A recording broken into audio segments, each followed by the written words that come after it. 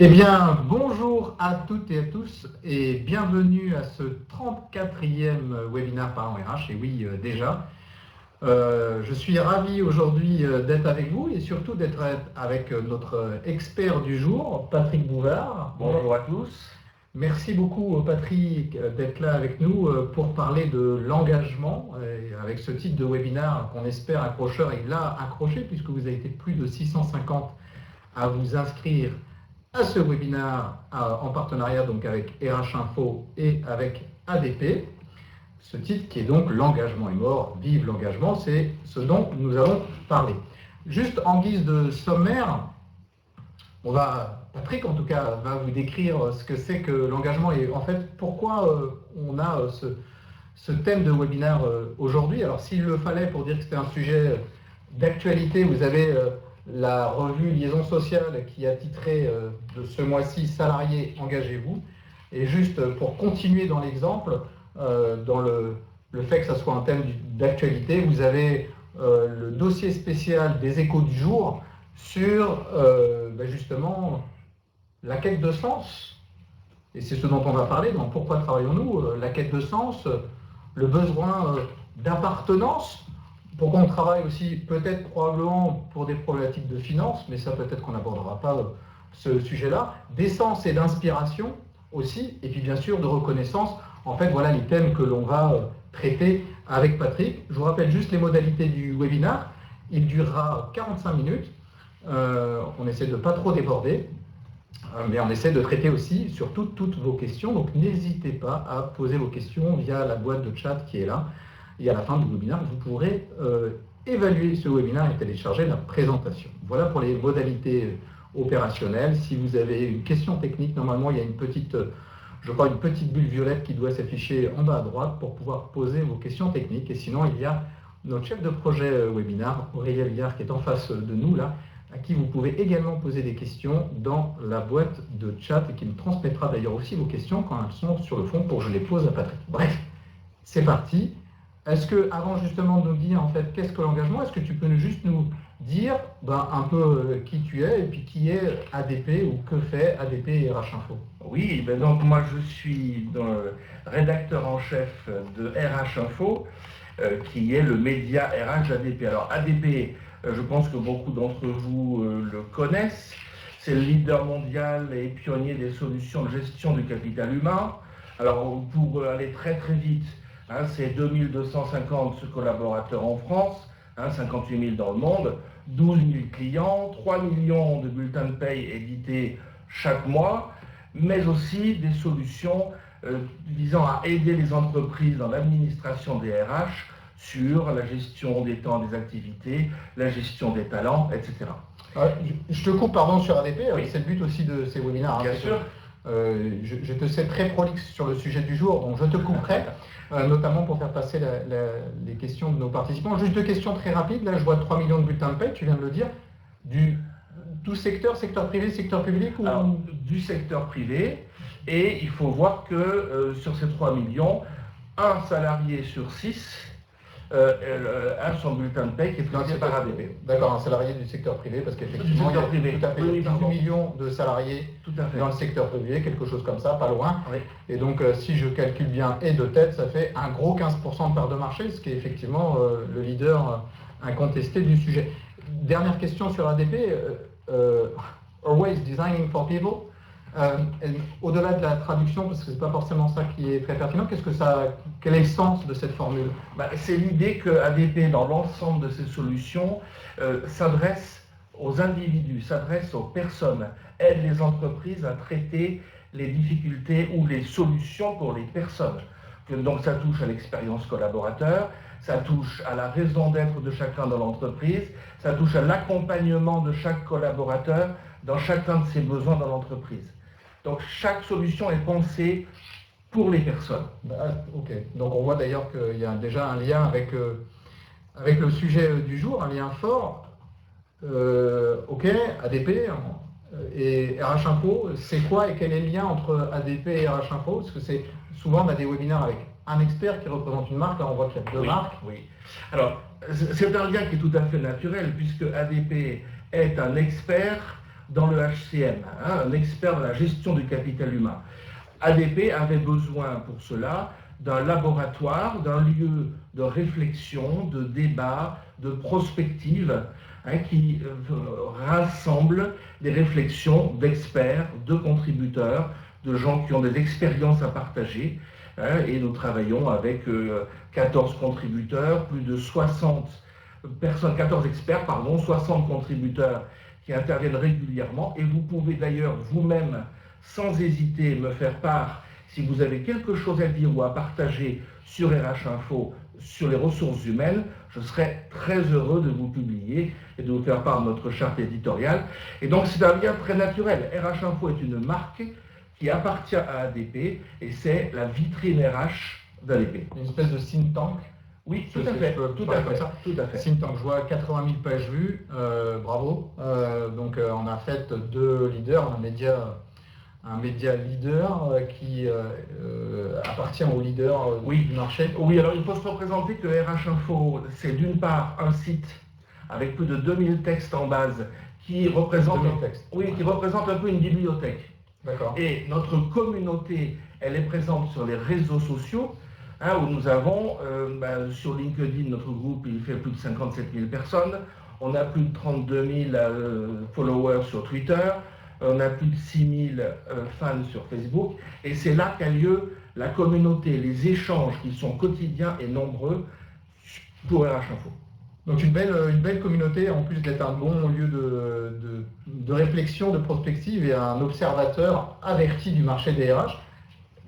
Dernière question, après on rentre dans le vif du sujet, mais justement un peu en guise d'introduction. Pourquoi tu viens nous parler? Tu es rédacteur en chef de RH Info. Oui. Pourquoi toi, Patrick Bouvard, tu viens nous parler d'engagement? Désolé de cette question un peu directe. Ça peut paraître impromptu comme ça, mais bon. Alors je peux vous parler d'engagement à plusieurs titres. D'une part, parce que RH Info, ce n'est pas un individu, c'est une équipe. RH Info a 20 ans cette année. Je peux vous assurer que assurer un site RH en B2B pendant 20 ans avec une équipe, si chacun n'a pas une expérience et n'est pas véritablement engagé dans ce projet-là, ça ne marche pas. Donc c'est une approche par l'expérience. Deuxième dimension, c'est que depuis 20 ans, nous sommes des observateurs engagés de ce qui se passe dans les entreprises, de toute taille, de tout secteur, et que nous pouvons jeter sur l'engagement et sur les pratiques managériales et RH des entreprises un regard à la fois objectif, bienveillant, mais critique en même temps, puisqu'RH Info est aussi un lieu de débat. Donc l'engagement, nous avons vraiment une légitimité pour pouvoir en parler. Et je rajoute, puisque tu es modeste et que tu as la légitimité, puisque tu as produit ou contribué à une dizaine d'ouvrages, notamment sur ce thème. Merci de nous faire part de ton expertise et de ton expérience sur cette thématique. Alors tout de suite, justement, en fait, c'est quoi l'engagement? De quoi va-t-on parler? Et puis presque derrière le de quoi, pourquoi parlons-nous d'engagement aujourd'hui? Alors nous en parlons, et je vais commencer par ce que n'est pas l'engagement, ou plutôt ce que n'est plus l'engagement. Pendant des années, on a conçu un engagement comme étant l'investissement maximal d'un collaborateur au service d'une entreprise unique, dans un lien de subordination qui est censé assurer l'ensemble de son épanouissement. Ceci, aujourd'hui, est littéralement mort. Quand on regarde les statistiques mondiales sur l'engagement, on obtient des taux qui sont extrêmement faibles. On a moins de 20%, moins de 10% pour certaines enquêtes de taux d'engagement. Dans l'enquête que nous avons réalisée avec RH Info et ADP, rendez-vous compte, 58% des salariés envisagent de partir de leur entreprise avant 3 ans. L'IBET, l'indice de bien-être au travail, a chiffré le coût du désengagement et on est au-dessus de 14 000 € par an par salarié. Donc, par an par salarié désengagé, en fait, c'est ça que ça veut dire? Oui, oui, tout à fait. C'est le coût du désengagement. Donc la question de l'engagement se pose vraiment. Alors attention, non plus que l'engagement n'existe plus. Les salariés sont vraiment engagés, ils aiment leur travail, il y a d'autres études qui en témoignent. Simplement, l'engagement a changé de forme. Aujourd'hui, on n'est plus sur les mêmes ressorts. Alors, je vais m'appuyer essentiellement, pour soutenir mon propos, sur une synthèse qu'ADP a faite dans un livre blanc de multiples études conduites par son institut américain sur des enquêtes monde, Europe, France. Un livre blanc qui s'appelle « Pourquoi travaillons-nous » C'est quand même, le nom est quand même absolument révélateur. C'est que c'est bien la question qui se pose aujourd'hui. Hein, et que, avant de savoir comment engager, encore faut-il se poser la question du pourquoi. Et c'est cela que je vous propose également de traiter. Alors, cette étude a dégagé quatre vecteurs, quatre dimensions de l'engagement, quatre facettes de l'engagement. La contribution à une œuvre, hein, réaliser quelque chose et se réaliser dans ce que l'on fait. Un besoin d'appartenance qui est un des besoins fondamentaux de l'être humain, nous y reviendrons tout à l'heure. Le besoin qu'a chacun d'avoir une source d'inspiration qui l'amène un peu au-delà de lui-même, qui l'amène, comme on dit, à se dépasser, mais dans le bon sens du terme, pas dans une logique de toujours plus, comme on l'a connu jusqu'à présent. Et enfin, autre dimension nécessaire et fondamentale de tout être humain, c'est d'avoir une reconnaissance personnelle, de valoriser notre unicité, hein, notre pouvoir individuel au service du bien commun. Voilà les quatre vecteurs, facettes de l'engagement. De l'engagement moderne, je peux dire ça? Oui, je vais dire de l'avenir de l'engagement. D'accord, donc on n'est pas encore de l'avenir de l'engagement, c'est-à-dire que l'engagement est mort, hein, en tout cas... Vive l'engagement. Voilà. Mais les quatre facettes que tu viens d'évoquer, je les reprends parce qu'on va les revoir, hein, mais oui. C'est se réaliser, appartenir, s'inspirer ou se dépasser et valoriser son unicité. Oui. Ça, c'est les quatre facettes de l'engagement qu'il conviendrait d'avoir ou de mettre en œuvre. Donc, certaines entreprises l'ont, d'autres l'ont pas. Ce sont quatre voies d'entrée pour essayer de comprendre pourquoi on travaille et comment on peut améliorer, faciliter l'engagement des personnes, des collaborateurs. Parce que l'engagement, Thomas, j'ai un problème avec ça, c'est que l'engagement, ce n'est pas un acte de salarié, c'est un acte humain. On n'a jamais vu sur un contrat de travail, Monsieur X, Madame Y s'engage à être engagé dans son travail. Ça n'a pas de sens. Hein, et il y a une espèce de distorsion en ce moment, de schizophrénie entre la personne et le salarié, et la personne ne se reconnaît plus dans le salarié. Hein, alors, là encore, il y a une façon de penser l'implication du salarié ici, et c'est bien le sens de la philosophie d'ADP dans la baseline que nous avons décrite tout à l'heure, c'est de s'intéresser aux personnes. Qu'est-ce qui va leur permettre de développer davantage d'engagement? Eh bien, allons-y. Rentrons justement dans la première facette, si j'arrive à cliquer. Juste pour vous rappeler, et c'est l'objet de ces webinaires, que vous pouvez, presque j'ai envie de dire, vous devez poser des questions à Patrick.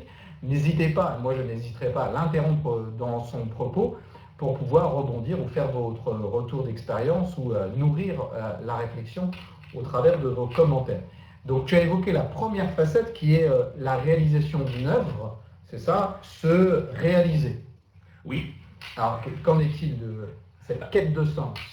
Alors il faut, alors pardonnez-moi, je ne peux pas renier la formation de philosophe qui est la mienne, hein, ça n'est pas possible. Et un des fondements qui est très bien décrit dans l'étude ADP, c'est que être humain, c'est travailler.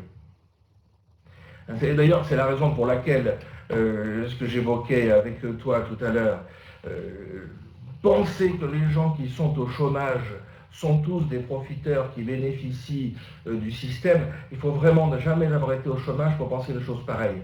C'est que l'absence de travail finit par atteindre l'homme. L'homme a besoin de se réaliser dans ses réalisations. On ne peut pas faire l'expérience de quelque chose sans faire l'expérience de soi-même dans cette expérience-là. Et ça, c'est ce qu'il faut retrouver. C'est le sens de l'opus. Alors, en ce moment, je lis beaucoup de choses où le travail il est fini comme le tripalium, l'instrument de torture. Bon. Mais l'opus, c'est l'œuvre. Hein. Donc la réalisation qui apporte effectivement du sens. Alors, je peux prendre mon propre cas, voilà le premier exemple que je peux prendre, mon cas de rédacteur en chef d'RH Info chez ADP. Ben, figurez-vous que je suis depuis 14 ans en télétravail avec une équipe qui est à distance, dont des personnes, à certains moments donnés, se sont trouvées à Lyon, à Nantes, à Paris, et moi-même, je réside en Haute-Marne. Donc vous voyez que si nous n'avons pas profondément une unité de projet et le sens d'une œuvre à laquelle nous collaborons tous, ça ne peut pas marcher. Or, encore une fois, réaliser quelque chose pendant 20 ans et trouver ce qui va apporter du sens, comment chacun dans l'entreprise peut capitaliser sur ce qu'il a apporté à l'entreprise pour construire, à la fois sur le plan individuel, on va y revenir, à la fois sur le plan collectif. J'ai besoin de m'investir et de me réaliser, et j'ai besoin de travailler avec d'autres. Et je suis frappé d'une chose, là aussi les modèles évoluent, c'est que le travail à distance est en plein développement, et on constate que contrairement à ce qui se dit, les travailleurs à distance se déclarent en tous les cas plus pleinement engagés que ceux qui restent sur site. Et puis nettement plus engagés. Nettement, parce que 29%, 18%. Sur les sédentaires, en fait, les travailleurs à distance sont également potentiellement sédentaires. Donc, exactement. Parce qu'en travaillant à distance, on est obligé de développer des liens d'imbrication, des liens d'appartenance à une équipe qui sont explicites, d'établir des règles, ce que bien souvent les managers ne font plus sur site. Oui, une fois qu'on a le salarié sous la main, on oublie le b.a.-ba du management. Oui, exactement. Et c'est la raison pour laquelle les entreprises dans lesquelles il y a des accords de télétravail, on constate que même ceux qui travaillent sur site, dans les équipes, voient leur travail facilité et leur engagement amélioré. Donc, première facette de cet engagement, nouvelle formule, j'ose pas dire 2.0, en tout cas de cet avenir, allez, je vais reprendre le terme, de cet avenir de l'engagement. Première facette, la quête de sens, le besoin, la nécessité de se réaliser. J'adore ton message qui est de dire l'engagement, c'est une affaire d'être humain, pas une affaire de salarié. Absolument. Ça, je pense que c'est quelque chose d'une forme de Absolument, et ce qui permet de comprendre une chose, c'est que ce qui va être la raison de l'engagement pour une personne sera très différente pour une autre personne. Et en plus de ça, même pour la même personne, ce qui va être source de motivation pourra être très différent à des moments différents du temps. Alors je prends du picking, une question là qui arrive de Laurent Bohan.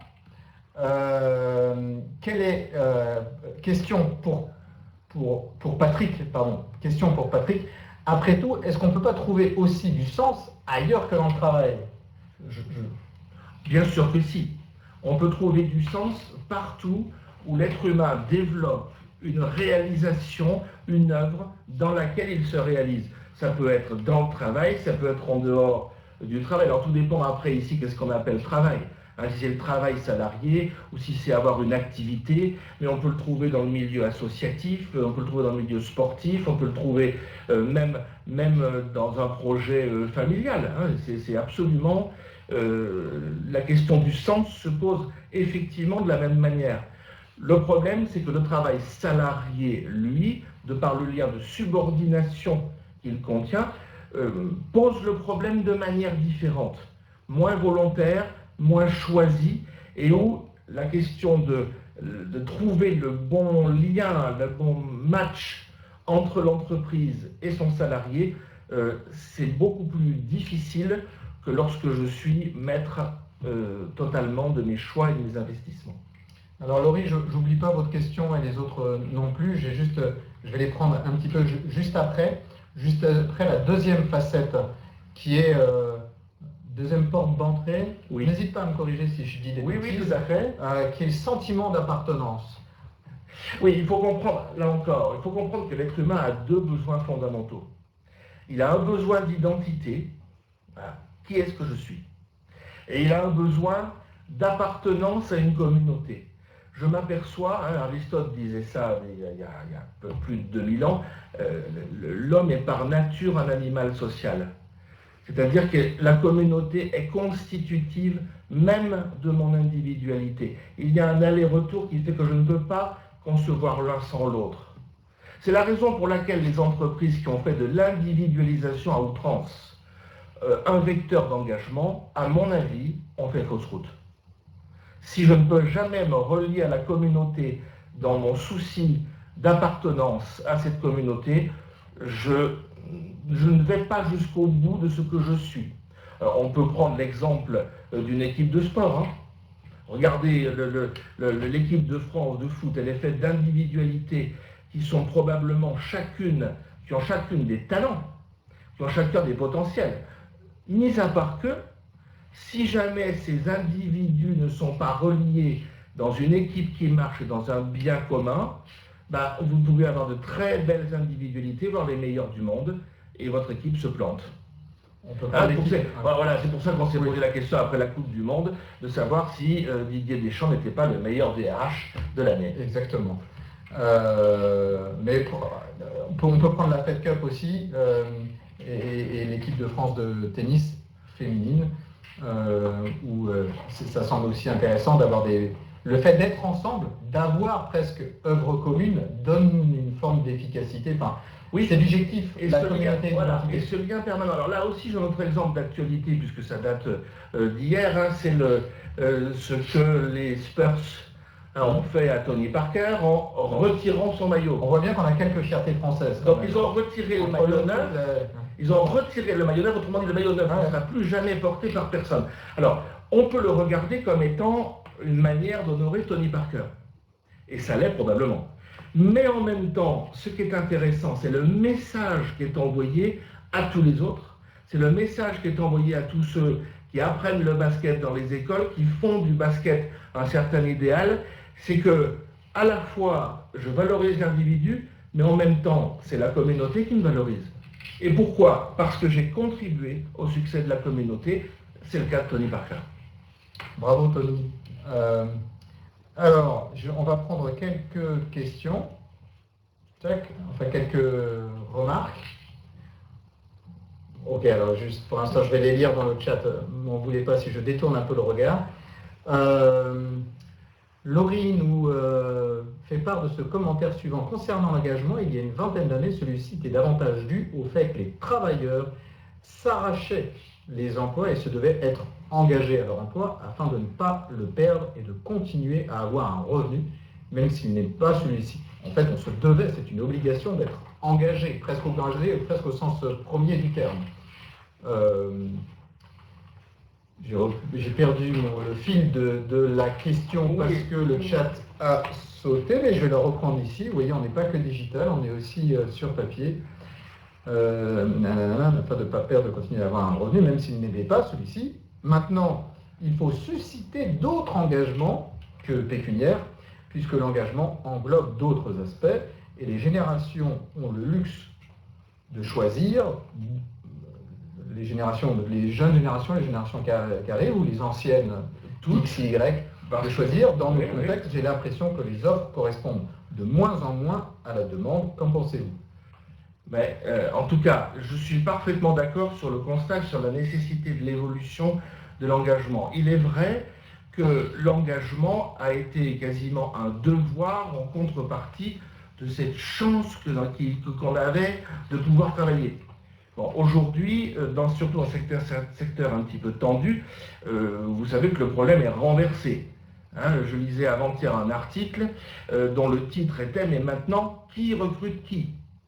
Sous-entendu, les candidats mettent en compétition les entreprises, n'hésitent plus à changer d'entreprise, et d'ailleurs leur engagement, c'est très symptomatique. Lorsqu'un jeune est embauché dans une entreprise, il commence par aller sur LinkedIn pour voir qu'est-ce qu'on peut lui offrir d'autre. Donc il est en permanence en recherche d'emploi alors même qu'il vient d'en trouver un. C'est que la conception qu'il a de son engagement est différente. C'est vraiment l'acte d'une personne. Il est engagé vis-à-vis de son travail, de son métier, pas vis-à-vis de l'entreprise et du lien de subordination. Ça, je crois que c'est quelque chose qu'il faut bien comprendre aujourd'hui. En fait, moi je voudrais juste sur un point, et en fait tout ce qu'on évoque, on peut trouver une forme de contraire aux propos. Oui. Et donc je pourrais trouver un contraire aux propos. On a un chômage qui augmente légèrement sur ce trimestre, hein. Je ne sais pas si vous avez entendu la radio ce matin, donc il y a quand même encore 9% de la population active qui est en recherche d'emploi. C'est pas neutre, et puis après ça dépend de ce qu'on considère en termes de recherche d'emploi, catégorie A, etc. Donc il y a quand même une grande population, beaucoup de personnes qui cherchent un emploi. Oui. Elles n'en trouvent pas. Et donc on est totalement schizophrénique en France, puisqu'on a un chômage de masse et des difficultés de masse à recruter. Moi j'interroge juste les DRH, ils n'ont pas tous les leviers sur l'éducation, la formation, l'adéquation des compétences, Pôle emploi, etc., ce que vous voulez. En tout cas, il y a un levier qui est de se dire, tiens, il y a un changement de paradigme complet de l'échange entre le marché que j'adresse en RH, les candidats et les collaborateurs et les managers, et moi en tant que DRH, porteur de la fonction, et aussi en tant que porteur de la responsabilité sociale et en tant qu'employeur. Ce changement de paradigme impose, dans un délai très court, en fait, ça s'est fait assez rapidement, il impose d'être intéressant pour sa cible, RH, là on va dire les candidats, mais c'est vrai aussi pour les salariés, et pas d'être intéressé par elle. C'est le changement de qui recrute qui. Hein, et donc oui, il y a une dynamique à avoir, mais c'est un changement de posture qui est complet pour l'entreprise, et je pense qu'au travers du thème de l'engagement, il y a aussi ça, l'engagement est mort, mais il est toujours là, c'est une autre forme d'engagement qui convient d'appréhender extrêmement rapidement. D'ailleurs, on évoque le lien social, le lien de subordination, qui migre peut-être vers cette notion de lien social. L'exemple que Thomas, tu as fait à la fois la question et la réponse, et je t'en remercie. Ça doit pas être mon rôle normalement. Jean-Christophe nous évoque la question suivante où le remarque, je n'ai pas encore lu, donc je prends connaissance en même temps. Si le salarié s'engage trop, il va souffrir lorsqu'il sera au chômage ou à la retraite. Ah, le trop d'engagement. Oui, alors ce trop d'engagement, moi, avec l'âge qui est le mien, j'ai connu une époque où les gens qui partaient à la retraite, j'ai travaillé pour des entreprises comme EDF, comme Renault, comme Soulet Industrie, ces gens-là, partir à la retraite était un drame pour eux. Parce qu'il y avait même des formations de départ et de prise de retraite pour avoir un accompagnement, parce que c'était terrible pour eux. Dans ce que je constate aujourd'hui, malheureusement, c'est plus le cas. C'est-à-dire que le trop d'engagement au sens de l'implication dont nous parlions, de l'implication maximale, elle crée l'inverse. Et elle crée des salariés qui ont envie de fuir l'entreprise et à qui il tarde d'être à la retraite. Après ça, je ne me fais pas trop de soucis pour ceux dont l'engagement personnel est extrêmement fort. Habituellement, en tous les cas, dans la majorité des cas que j'ai constatés, habituellement, ils trouvent d'autres lieux de réinvestissement et d'accomplissement de ce qu'ils sont, où ils font bénéficier tout le monde de leur expérience. Deux petites questions rapides avant de poursuivre le webinaire sur les deux autres facettes. Oui. Jocelyn pose la question, le besoin, c'est Maslow? Je suppose la pyramide de Maslow. C'est un mode de représentation du besoin, oui. Oui. Mais c'est pas la seule façon de le représenter. Et surtout, il faut prendre la notion de besoin, elle est différente pour chacun dans la situation où il est. Et donc, je ne crois pas qu'il y ait un modèle. Alors, certes, on peut représenter de manière générale les besoins fondamentaux des êtres humains, des besoins les plus primaires aux besoins les plus développés à l'accomplissement. Mais il faut voir que c'est chacun dans son histoire qui doit pouvoir faire face à ses besoins à ce moment-là. Et ce ne sont pas les mêmes pour tous et partout. Je pense qu'on y reviendra à la fin des 4 facettes, sur ce oui. point-là. Sur presque la hiérarchie, en fait, des facettes versus le Maslow. Caroline, les chiffres partagés sont-ils... Alors, question plus concrète, plus opérationnelle, les chiffres qui ont été partagés et qui vont continuer à l'être, sont-ils des résultats de votre enquête? Et aura-t-on plus d'infos sur l'échantillon? Oui, tout à fait. Alors, ce sont des informations qui viennent d'études ADP. Vous retrouverez dans la présentation qui vous seront envoyées toutes les sources de ces chiffres et vous pourrez d'ailleurs tout à fait télécharger l'intégralité de ces études avec leur échange sur le site ADP. Ça, il n'y aura aucun problème. Pour chacune des sources, vous trouverez les informations dans ce que vous recevrez et dans la présentation que vous avez sous les yeux. Parlons RH, ADP ou RH Info, on vous mettra tout ça à disposition et rapidement. Je continue, j'oublie pas les autres questions. Anne, Marianne, Jean-Christophe, Camille, Agnès, Julien, c'est très bien, continuez, je vais les prendre juste après. Source d'inspiration, on a vu la quête de sens, le sentiment d'appartenance, la source d'inspiration. Alors, ce qu'il faut bien voir... Se réaliser. Oui, non, ça c'est le premier. Voilà, ce qu'il faut bien voir, c'est ça. C'est-à-dire que le fait que tu redonnes les plusieurs en les articulant différemment, c'est bien l'idée, je crois, de l'étude ADP. C'est que les 4 vecteurs, les 4 aspects que nous avons évoqués sont les 4 faces d'un tétraèdre, d'une pyramide à 4 pointes. Et ce sont les 4 faces d'une même réalité qu'est l'engagement. Alors ici, quand on vise l'inspiration, on pourrait tout à fait le relier à la quête de sens et au sentiment d'appartenance. Mais c'est justement parce qu'il y a un sens et un sentiment d'appartenance que chacun peut trouver la raison d'être, la source d'inspiration qui va faire qu'il va développer son pouvoir individuel au sein de la communauté. Et pour ça, la définition du projet et le sens du projet est fondamental. Je me souviens avoir rencontré François Michelin lors d'une conférence qu'il avait faite, à laquelle j'assistais, et j'avais été frappé. Il nous disait, mais moi je ne vends pas des pneus, je vends des kilomètres et je vends de la sécurité. Alors, je peux vous prendre un autre exemple qui est plus proche de moi, qui est l'entreprise dans laquelle je travaille, qui est ADP. Le métier principal, en tout cas le métier traditionnel, originel d'ADP, c'est la gestion de la paie. Apparemment, il s'agit là d'une question administrative à faible valeur ajoutée. Donc, pas facile, éventuellement, de motiver des gestionnaires de paie, des équipes dans les entreprises, etc. Sauf que, si l'on comprend que ADP ne vend pas de la gestion de la paie, ce que vend ADP, c'est le socle contractuel fondamental de la relation entre un salarié et son entreprise. Une paie juste, conforme, en sécurité, c'est le fondement de la relation contractuelle. S'il n'y a pas ça, vous ne pouvez rien construire d'autre. Et ce deuxième aspect, justement, est lié. C'est-à-dire que ce que vend ADP en prenant en charge l'administration de la paie et d'autres aspects de l'administration des ressources humaines, c'est de la libération du temps. Libération du temps pour développer des activités stratégiques au service des personnes, puisque là encore, telle est bien la philosophie d'ADP du début jusqu'à la fin. Je comprends pas pourquoi c'est de la libération du temps, en fait. Parce que le temps, c'est très chronophage la gestion de la paie. Oui, d'accord. En France, il y a plus de 100 évolutions de la paie. Bien sûr. Donc le temps que vous passez à gérer de la paie, vous ne le passez pas à autre chose. Non, d'accord.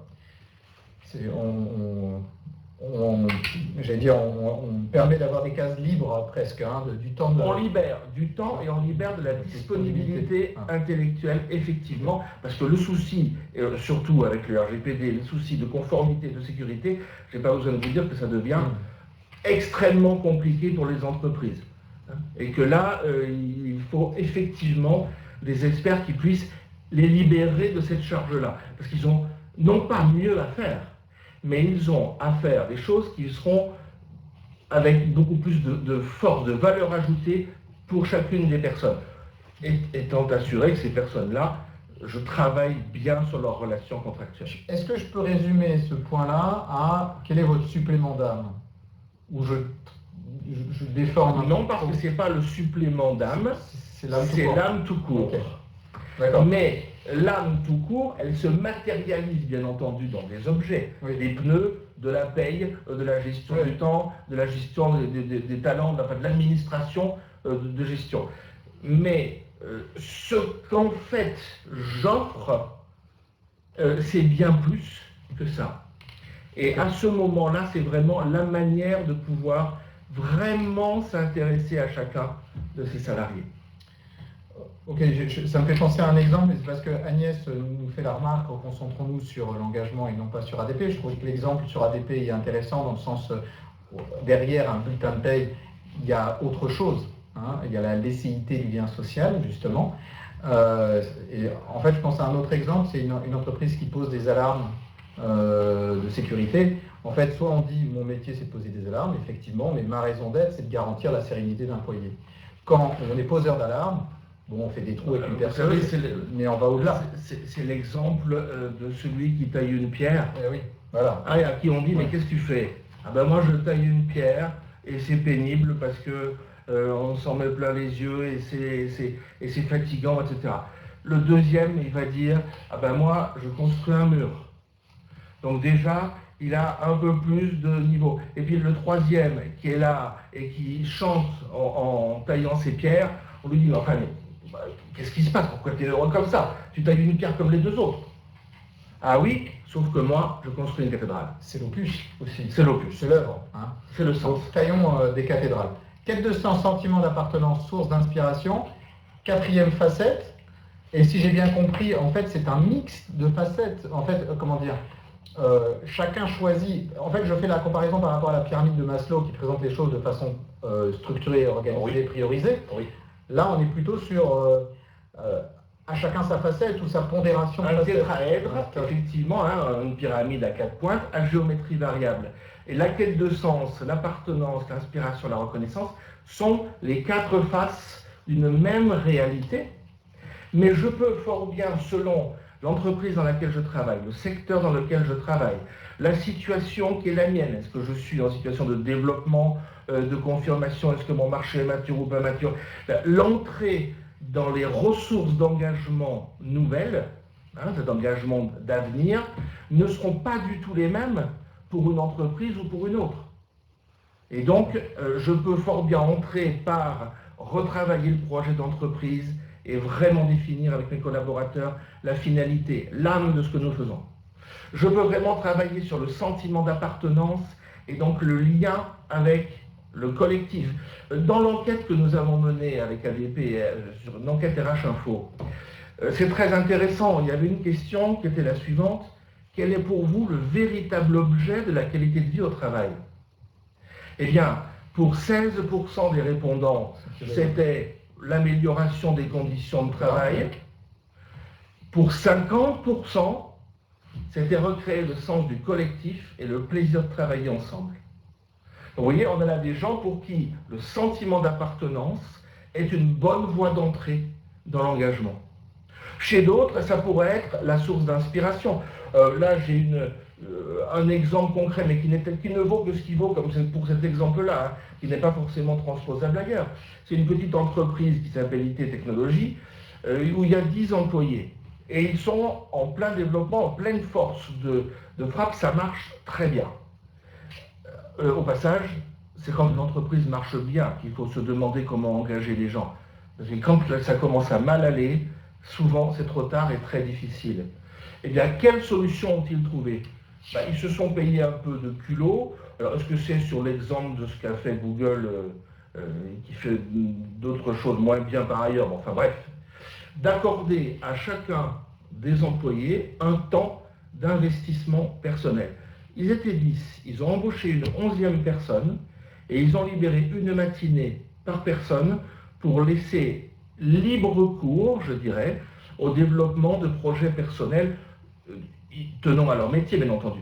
Eh bien, aujourd'hui, un certain nombre des produits vendus par cette entreprise est issu des imaginations, des inspirations des propres employés de l'entreprise. Je n'ai pas besoin de vous dire que le sentiment d'appartenance, de sens et de reconnaissance qui en découle est extrêmement fort. Là, on est entré par l'inspiration. On peut entrer par une autre voie. L'idée qui est derrière ça, c'est que pour moi, il n'y a pas de modèle tout fait en 4 points ou en 5 points en disant, voilà, si vous faites 1 ça, 2 ça, 3 ça, 4 ça, vous aurez créé de l'engagement. Non, il faut réfléchir à ces différents vecteurs et voir quelle est la meilleure porte d'entrée ici et maintenant pour mon équipe aujourd'hui. 4 vecteurs, 4 portes d'entrée à choisir. Maintenant, on va passer un petit peu aux questions. Il y en a beaucoup de commentaires. Oui. Désolé, je vais te demander de faire des réponses un peu courtes. Un peu courtes. C'est toujours un peu frustrant, mais c'est aussi le principe des webinaires Pôle emploi RH. On essaye de rester calé sur le timing. Oui. Agnès, attention, le surengagement est aussi une source de burn-out. Oui, absolument. Alors, le surengagement, lorsque c'est un investissement, c'est bien ce que je dénonce.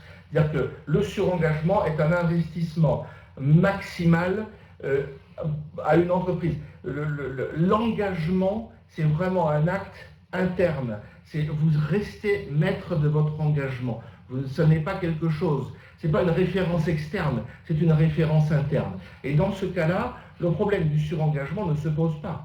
Le burn-out, il vient toujours du fait que l'individu ne s'estime pas suffisamment compétent, engagé, valable pour son entreprise.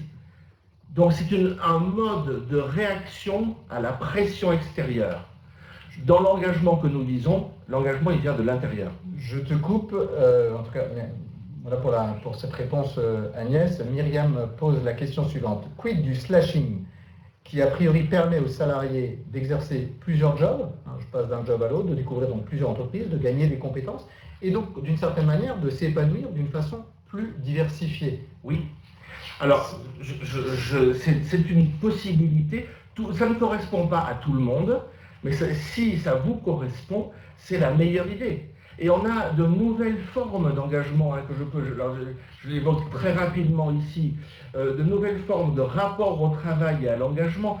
Je prends l'exemple d'HTT qui a souscrit à la licence d'Elon Musk pour l'Hyperloop. Vous savez, cette capsule qui doit se déplacer à 1000 km/h dans une gaine. Eh bien, HTT a construit les contributeurs à son projet en allant chercher dans toutes les entreprises, les meilleures entreprises du monde, Airbus, Boeing, la NASA, des grosses entreprises chinoises, etc., des contributeurs qui vont collaborer pour une part au projet, mais il y a 400 collaborateurs, il y a 4 salariés dans l'entreprise. Là aussi, ce n'est pas pour servir d'exemple et dire qu'il faut faire comme ça, mais c'est pour dire que nous avons de nouvelles formes d'engagement et de travail collectif qui peuvent être très intéressants. En fait, je vais le dire de façon plus prosaïque. Il ne sert à rien d'attirer, de fidéliser des collaborateurs si on sait les engager. Exactement. Exactement. Et aujourd'hui, d'ailleurs, Thomas, tu sais, à travers le LinkedIn, il y a un article qui est sorti dans RH Info aujourd'hui sur le sujet, un article de Julien Combe, je vous invite à aller le lire sur le LinkedIn, c'est-à-dire la manière de penser le départ d'un collaborateur, de ne pas empêcher un collaborateur de partir, et même de lui laisser la porte ouverte. Parce que s'il part dans des bonnes conditions et qu'il comprend les raisons de sa contribution, que pour l'instant cette contribution est en balance ou en difficulté, ou qu'il ait une meilleure contribution à apporter ailleurs, il va aller ailleurs et il va peut-être revenir avec plus de richesse et plus d'engagement. Donc aujourd'hui, l'idéal n'est pas d'emprisonner des talents dans une entreprise en essayant de faire de la rétention de talents. Il vaut mieux savoir où sont les talents et aller les chercher et leur proposer une collaboration à un projet. En fait, il y a beaucoup de questions et j'ai du mal à choisir dans toutes celles qui nous arrivent les commentaires. Non, mais je la prends de façon séquentielle. Je m'excuse, j'ai peut-être raté une page, mais parce qu'elles sont là. Julien, on a tendance à mélanger les termes effectivement entre motivation et engagement. Quelles sont les différences? Motivation, engagement. Alors, est-ce que tu as une définition à nous partager ou une explicitation des différences? Alors, je peux en tout cas, ici, comme toujours lorsqu'il s'agit de vocabulaire, les définitions peuvent être variables. Pour moi, effectivement, il y a une différence entre l'engagement et la motivation. La motivation, elle a un objet précis. Elle est liée à quelque chose que je veux obtenir en contrepartie de mon travail. La motivation est plus liée pour moi à une récompense. Alors que l'engagement est beaucoup plus lié pour moi à de la reconnaissance. Je suis récompensé pour ce que j'ai fait, je suis reconnu pour ce que je suis. Je suis motivé par ce que je fais, parce que ça m'intéresse, parce que c'est mon métier, etc. Mais Le fond de mon engagement, c'est que tout ce que je suis est partie prenante d'un projet dans lequel je vais m'impliquer, mais où je vais trouver une communauté où ça trouve sens. Donc pour moi, il y a vraiment cette différence entre récompense et reconnaissance, motivation et engagement. Je vais prendre une dernière question et puis on clôturera le webinaire, mais avec deux questions encore pour toi. Mais une dernière question, les autres, on verra comment on pourrait les traduire dans RH Info ou dans Parlons RH. En tout cas, y apporter des éléments de réponse. Il y a beaucoup de choses très riches et je vous en remercie. Au hasard, vraiment, Myriam, te pose la question, quel conseil donnez-vous pour assurer l'engagement des salariés à distance? Donc, en fait, des salariés à distance. Le conseil, en tout cas dans l'expérience qui est la mienne, c'est de mettre en œuvre ce triptyque confiance, autonomie, responsabilité. Donc il s'agit d'établir des règles partagées avec le manager et avec les autres membres de l'équipe, des règles partagées, c'est-à-dire que chacun trouve en lui-même les ressources d'adhérer à ces règles. Elles ne sont pas imposées de l'extérieur. Il y a une véritable confiance. On s'appuie sur moi en sachant que ces quelques règles partagées vont suffire à définir ma zone d'autonomie et la responsabilité qui est la mienne. À partir de ce moment-là, je suis un véritable sujet qui travaille au sein d'une équipe et qui est reconnu comme tel. La distance facilite ça parce qu'elle oblige les entreprises et les managers à définir ce qu'ils ont tendance à ne plus définir sur site, mais qui devrait l'être. Tout à fait. Hein, voilà. Alors, en fait, moi, je vais encore poser deux questions, mais j'ai noté quelques points, ils sont très nombreux, difficiles je ne peux pas synthétiser ton propos, mais l'engagement est d'abord une affaire d'être humain et pas de salarié, ça me semble essentiel. L'homme est un animal social, il a besoin, besoin d'une communauté. Oui.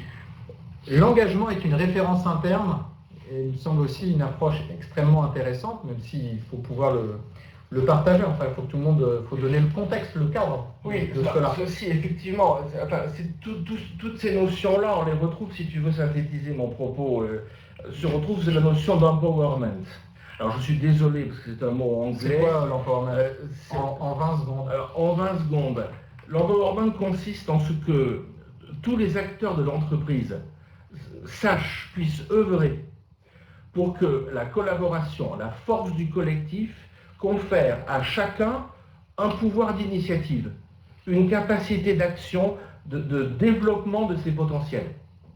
Alors ce pouvoir individuel, il est fondé, comme on vient de le dire, sur le triptyque confiance, autonomie, responsabilité. Mais attention, ce pouvoir dans sa nature se déploie au service du collectif, du développement d'une communauté autour d'un bien commun.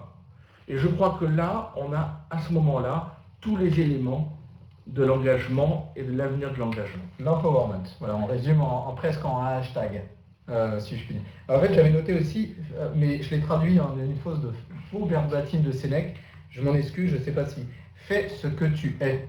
Hein, le fait d'être reconnu pas uniquement pour ce qu'on produit, mais pour qui on est. Alors, deux questions pour terminer ce webinaire. Oui. Quelle est ton actu et quel est ton coup de cœur? Tous les webinaires Parlons RH se terminent par ces deux questions. Alors, mon actu RH, ça tombe bien, et ce sont, je vous l'assure bien, les hasards du calendrier qui ont voulu ça. C'est que suite à l'enquête, donc la synthèse des enquêtes qui ont été réunies dans le livre blanc Pourquoi travaillons-nous, fait par ADP, alors que vous pourrez trouver à disposition sur le site d'ADP, mais tous ceux qui ont participé aujourd'hui à ce webinaire recevront le lien par mail sous une semaine, donc ils pourront avoir tous les éléments, là encore, dont je vous ai parlé. Je vous le recommande vraiment. Alors, mon actu, c'est que nous en avons profité pour faire dans RH Info une nouvelle enquête. Pourquoi travaillons-nous ? Nous venons de faire une enquête sur la perception du travail, autrement dit sur l'état de fait. Et nous avons, en analysant cette enquête, nous avons vu qu'il nous manquait finalement ce qui était l'essentiel, c'est les raisons d'être du travail. Donc le pourquoi travaillons-nous, nous avons développé cette nouvelle enquête. Elle est en ligne sur le site RH Info et je vous invite, si jamais cela vous intéresse, je vous invite de tout cœur à y participer. Ça nous aidera beaucoup et nous vous restituerons les résultats dans RH Info. Donc voilà, pour le premier élément, l'actu, l'enquête RH Info, pourquoi travaillons-nous, on va cliquer. Et ton coup de cœur? Alors mon coup de cœur, écoutez, ça ne va peut-être pas vous étonner, mais c'est un livre qui a été conduit sous la direction de Patrick Storet, sous l'impulsion de RH Info, sur justement l'empowerment et ses problématiques d'engagement. Donc vous allez trouver là-dedans quelque chose qui est assez original, c'est que pour une fois, ce n'est pas un bouquin de consultants, d'experts et de spécialistes, mais nous avons demandé à chaque contributeur de s'adjoindre un praticien qui puisse témoigner de la manière dont il a mis en place telle ou telle méthode d'engagement ou d'empowerment dans son entreprise. Donc vous avez 44 contributeurs à cet ouvrage et ça en fait un recueil à la fois qui inspire et à la fois un recueil très pratique pour réfléchir à vos situations, tout en sachant qu'il n'y a que la situation que vous vivez qui a raison. C'est-à-dire que vous pourrez vous inspirer des éléments qui sont ici donnés, comme vous pouvez vous inspirer de ce que nous avons dit aujourd'hui dans ce webinaire, mais vous seul, là où vous êtes, pouvez mettre en place ce qui sera efficace pour développer l'engagement de vos collaborateurs et le vôtre. Eh bien, merci beaucoup à vous. Merci infiniment, Patrick, pour ce propos sur l'empowerment, en fait, sur l'engagement. On voit que le sujet est riche et en fait, il nous faudrait presque 3 heures pour pouvoir l'aborder dans le détail. Évidemment, vous pourrez trouver les références du livre sur RH Info. Voilà, et donc merci encore beaucoup. Avec plaisir. Pour ma part, je vous donne rendez-vous sur le prochain webinaire qui sera donc le 35e webinaire et qui traitera d'un certain nombre d'aspects autour de la marque employeur, de l'expérience collaborateur, du marketing RH en compagnie de Glassdoor, société bien connue sur le sujet. Je vous invite à nous suivre pour connaître la date précisément. Je ne l'ai pas en tête, c'est le 12 décembre, quelque chose comme ça. Voilà, le 12 décembre, c'est ça, le 12 décembre. Voilà, le 12 décembre à 15h30, en fait, c'est tous les avant-derniers jeudis de chaque mois à 15h30. Merci infiniment, merci encore une fois, merci, et je vous dis à très bientôt. Au revoir à tous.